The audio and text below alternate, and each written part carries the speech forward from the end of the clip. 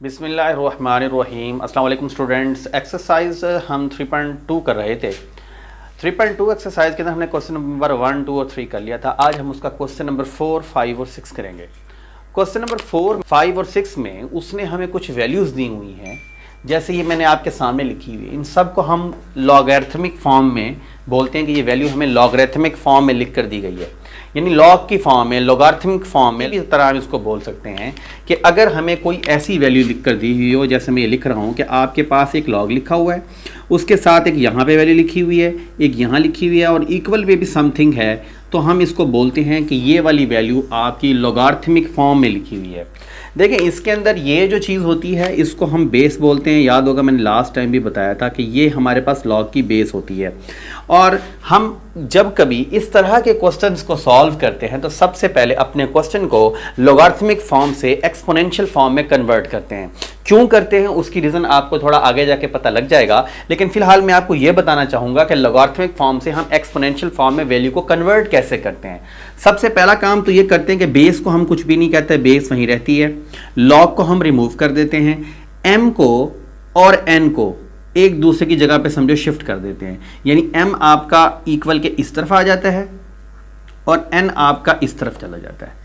m इस तरफ आकर एक्सपोनेंट की फॉर्म में आ जाता है और n जो इक्वल के इस तरफ है वो इक्वल के इस तरफ चला जाता है। तो ये जो आपकी फॉर्म थी इसको हम लॉगरिथमिक फॉर्म बोलते हैं और इसको हम बोलते हैं एक्सपोनेंशियल फॉर्म।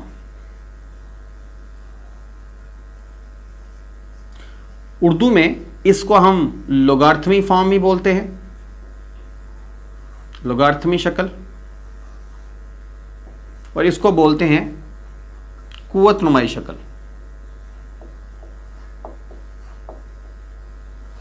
सबसे पहले ये जितने भी क्वेश्चन आपके सामने लिखे हुए हैं, सबसे पहले ये आप कंफर्म करेंगे कि क्या ये लॉगरिथमिक की फॉर्म में हैं। अगर तो ये लॉगरिथमिक फॉर्म में हैं तो हम इसको पहले एक्सपोनेंशियल फॉर्म में कन्वर्ट करेंगे। देखें पहला क्वेश्चन है, इसमें हमें log 381 यानी लॉग की फॉर्म में वैल्यू दी हुई है, हम इसको पहले एक्सपोनेंशियल फॉर्म में कन्वर्ट करेंगे। इसको भी पहले हम एक्सपोनेंशियल फॉर्म में कन्वर्ट करेंगे, इसको भी पहले हम एक्सपोनेंशियल फॉर्म में कन्वर्ट करेंगे।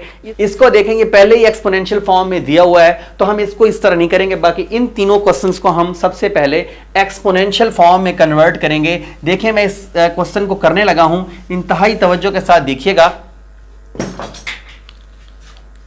देखें यहां पर आपके पास ये log 381 इक्वल टू L है, तो हम इसको यहां लिख देते हैं इन एक्सपोनेंशियल फॉर्म।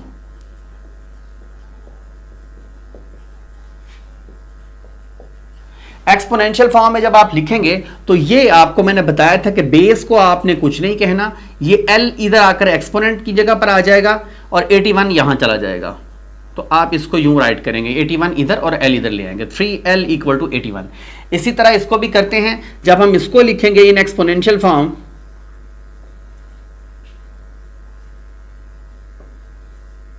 तो देखें क्या होगा, a की पावर 0.5 इधर आ जाएगा और 6 इक्वल के इस तरफ चला जाएगा। सबसे पहले आपको एक्सपोनेंट फॉर्म में वैल्यू को लिखना आना सीखना है। सबसे पहले इसको भी देख लें, मैं एक्सपोनेंशियल फॉर्म में लिखूंगा।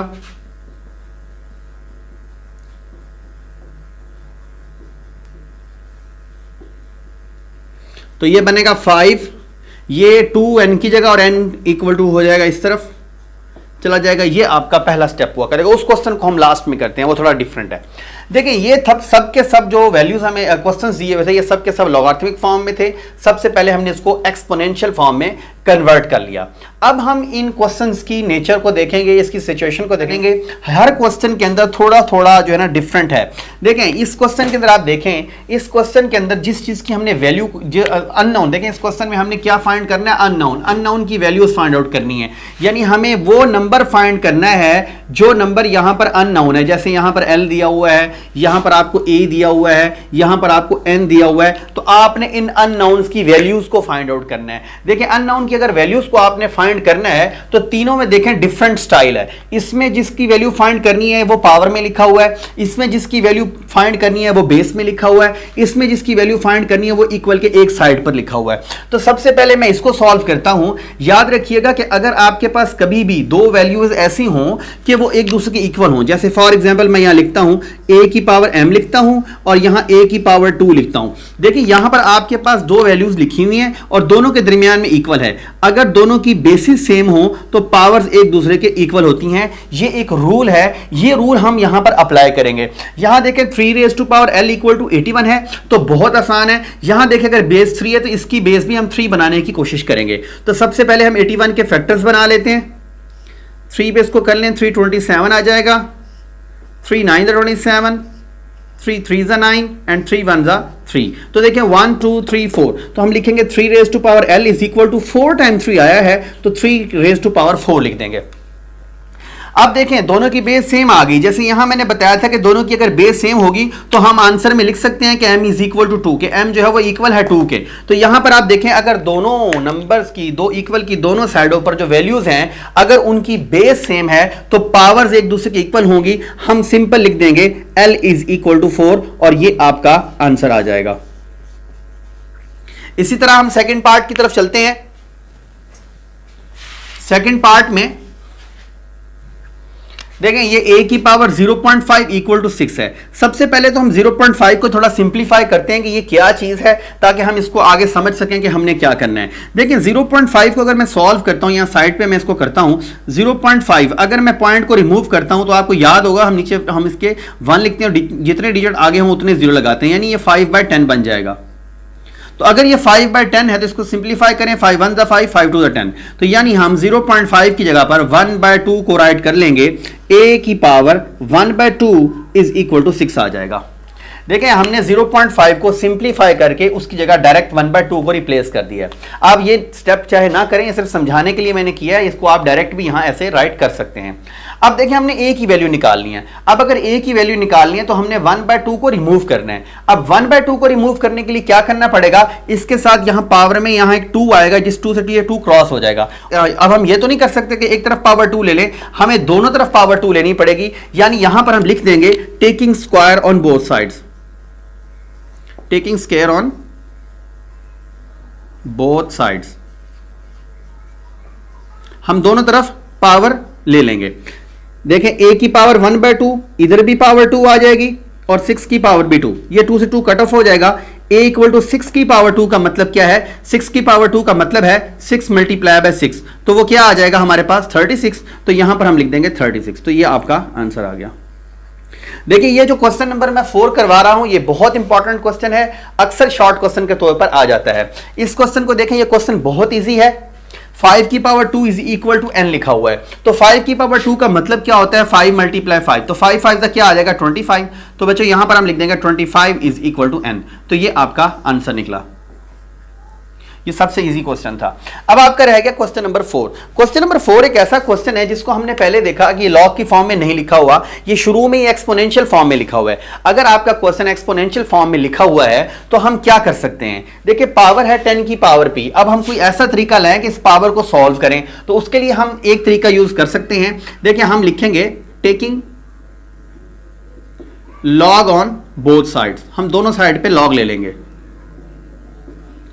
देखिए ये जो मैं काम करने जा रहा हूं वैसे ये हमारी एक्सरसाइज 3.3 का रूल है, लेकिन ये क्वेश्चन पहले ही आ गया इसलिए मैं जहां पर आपको थोड़ा सा इसके बारे में हिंट दे दूंगा। देखिए हम दोनों तरफ लॉग ले लेते हैं, लॉग 10 की power p is equal to log 40।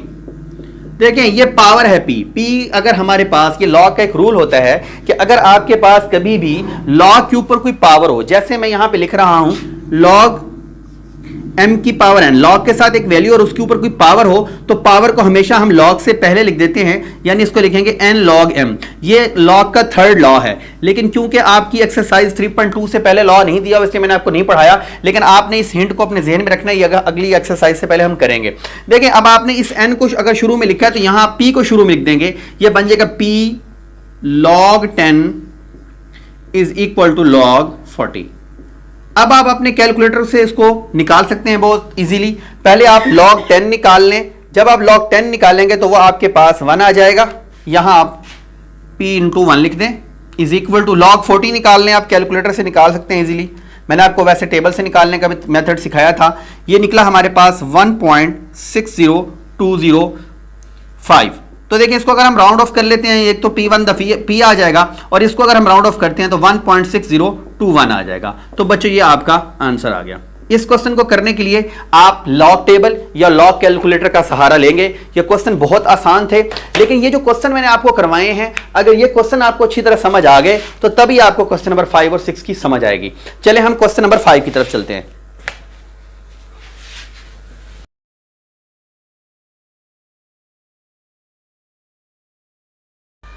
देखिए बच्चे क्वेश्चन नंबर 5 लिख रहा हूं मैं। क्वेश्चन नंबर 5 में उसने लिखा हुआ है एवेल्युएट। एवेल्युएट का मतलब होता है कि इसको हल कर दें। इसमें आपको पहला पार्ट दिया हुआ है लॉग टू द बेस 2 1/128। इसको वो कहता है कि आप एवेल्युएट कर दें। इसमें आपको लॉग की बेस दी हुई है 2 और इसके साथ यहां पर 1/128 लिखा हुआ है। इसको आपने सिंप्लीफाई करना है। तो इसको सिंप्लीफाई करने के लिए हम इसको डायरेक्ट नहीं कर सकते। देखिए हमने अभी तक जितने भी लॉगरिथमिक फॉर्म वाले क्वेश्चन पढ़े थे उसमें इक्वल के इस तरफ कोई ना कोई वैल्यू होती थी, यानी इसका जो आंसर निकलेगा वो कोई ना कोई वैल्यू होगी। हम लेट कर लेंगे, हम कहेंगे कि ये जो आपके पास log 2 1 और 128 लिखा हुआ है इसका आंसर सपोज कर लेंगे ये x है।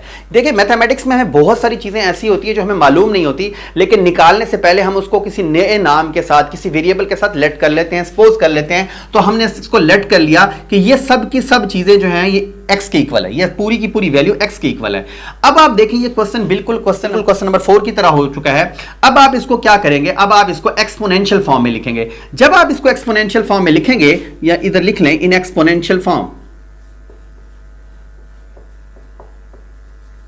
इसको आप एक्सपोनेंशियल फॉर्म में लिखेंगे तो क्या बनेगा 2 raised to power x is equal to 1/128। देखें ये 1/128 इक्वल के इधर चला जाएगा और x इक्वल के इधर आ जाएगा। तो ये हमारे पास एक्सपोनेंशियल फॉर्म में वैल्यू आ गई। फिर दोबारा देखें, बेस को हमने कुछ नहीं कहना, 1/128 इधर ले जाएंगे और x को हम इधर ले आएंगे, ये आपके पास एक फॉर्म बन जाएगी। अभी मैंने आप लोगों को जो क्वेश्चन लास्ट टाइम 4 का पहला पार्ट करवाया था उसमें भी आपने देखा होगा कि पावर में वेरिएबल है, और मैंने आपको बताया था कि अगर पावर में वेरिएबल आ जाए, अगर पावर में वेरिएबल आ जाए तो आपने दोनों तरफ बेसिस को सेम करना है। अब देखिए यहाँ 2 की पावर x है, यहाँ 1/128 है, तो 128 को आप पावर 2 में कन्वर्ट करने की कोशिश करें। हम इसकी फैक्टराइजेशन करके देखते हैं।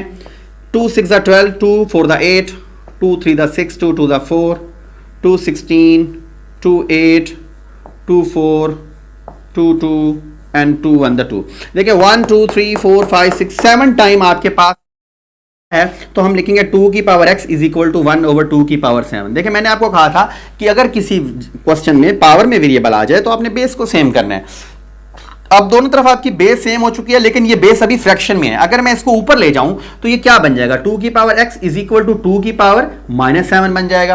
अब आप देखिए मैंने आपको ये बात समझाई थी पिछले क्वेश्चन में कि अगर आपके पास दोनों क्वेश्चंस के अंदर इक्वल की दोनों साइड्स के अंदर बेस सेम आ जाए, जैसे इसके भी 2 है इसके भी 2 है, तो आपके पास जो पावर्स होती हैं वो एक दूसरे के इक्वल होती हैं। यानी 2 2 के इक्वल है तो x इक्वल टू किसके हो जाएगा, -7 के। तो ये आपका आंसर आ गया। ये बहुत इंपॉर्टेंट शॉर्ट क्वेश्चन हैं जो इस टाइम हम कर रहे हैं।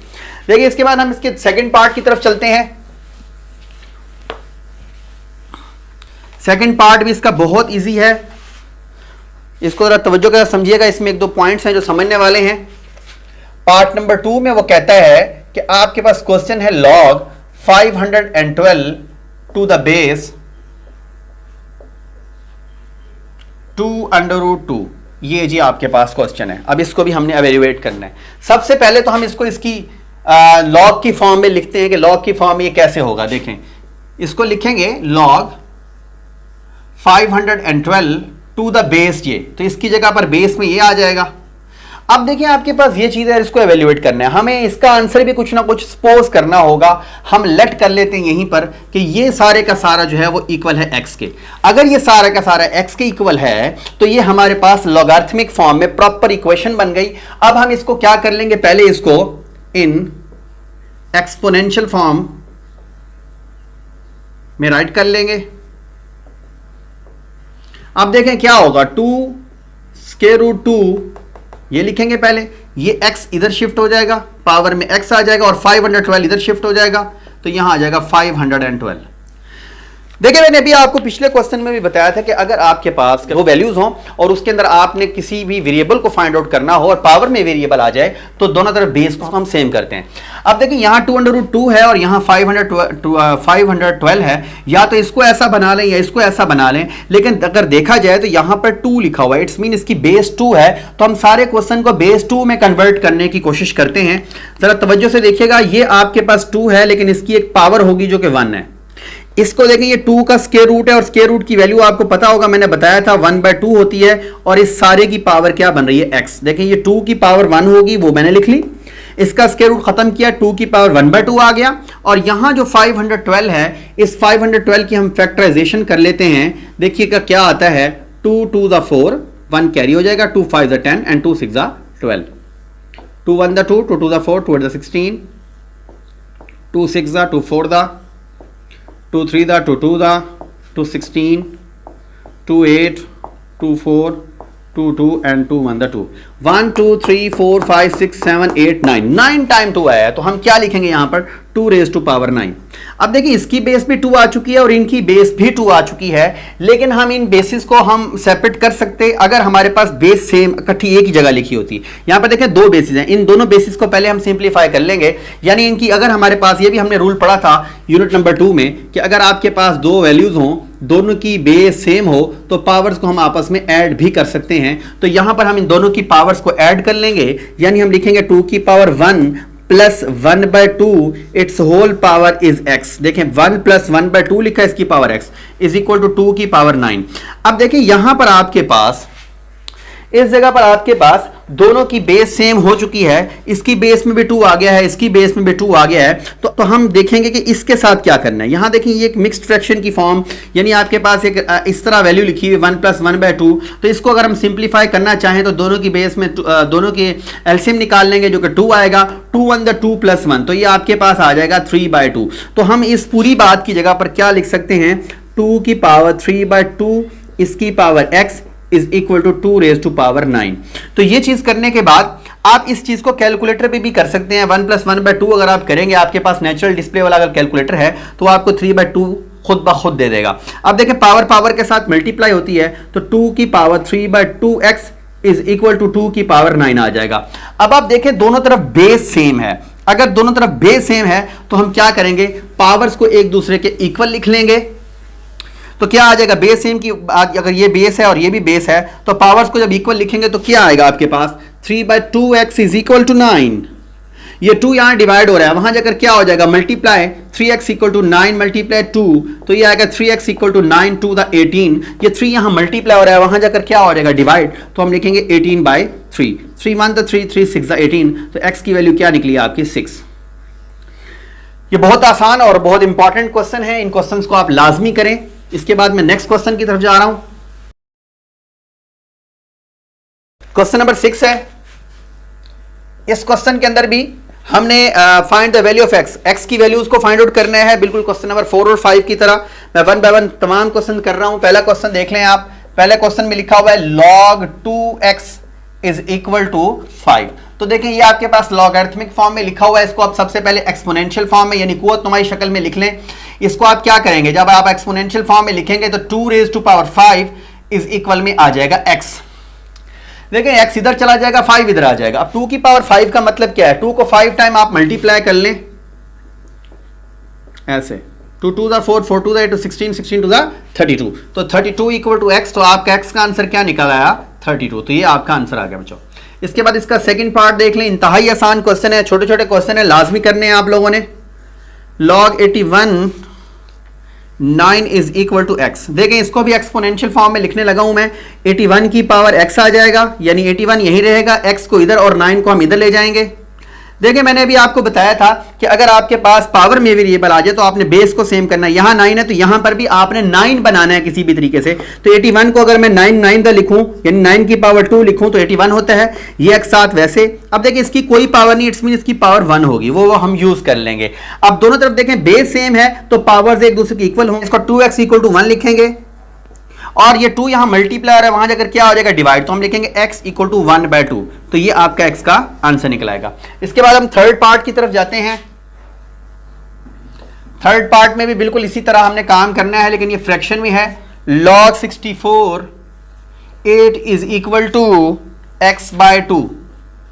देखिए इसको भी हमने सबसे पहले क्या करना है, एक्सपोनेंशियल फॉर्म में लिखना है।